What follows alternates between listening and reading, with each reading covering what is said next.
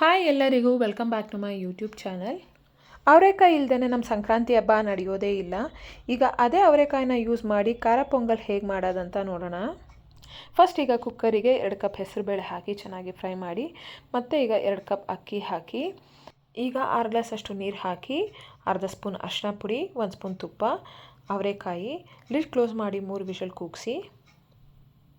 ಈಗ ಒಗ್ಗರಣೆಗೆ ಮತ್ತೊಂದು ಪ್ಯಾನಿಗೆ ಸ್ವಲ್ಪ ಎಣ್ಣೆ, ಸ್ವಲ್ಪ ತುಪ್ಪ, ಜೀರಿಗೆ, ಹಸಿಮೆಣಸಿನ್ಕಾಯಿ, ತುರಿದಿರೋಂತಹ ಶುಂಠಿ, ಕರಿಬೇವು, ಕಾಳುಮೆಣಸು, ರುಚಿಗೆ ತಕ್ಕಷ್ಟು ಉಪ್ಪು ಎಲ್ಲನೂ ಹಾಕಿ ಚೆನ್ನಾಗಿ ಫ್ರೈ ಮಾಡ್ಕೊಳ್ಳಿ. ಈಗ ಈ ಒಗ್ಗರಣೆನ ಬೇಯಿಸಿಟ್ಟಿರುವಂಥ ಅಕ್ಕಿ ಮತ್ತು ಹೆಸರುಬೇಳೆಗೆ ಹಾಕಿ, ಮೇಲೆ 1 ಗ್ಲಾಸಷ್ಟು ನೀರು, ಕೊತ್ತಂಬರಿ ಸೊಪ್ಪು, ಕಾಯಿ ತುರಿ ಎಲ್ಲನೂ ಹಾಕಿ ಚೆನ್ನಾಗಿ ಮಿಕ್ಸ್ ಮಾಡಿಕೊಂಡ್ರೆ ಸೂಪರ್ ಟೇಸ್ಟಿಯಾಗಿರುವಂಥ ಅವರೆಕಾಳು ಖಾರ ಪೊಂಗಲ್ ರೆಡಿ ಆಗುತ್ತೆ.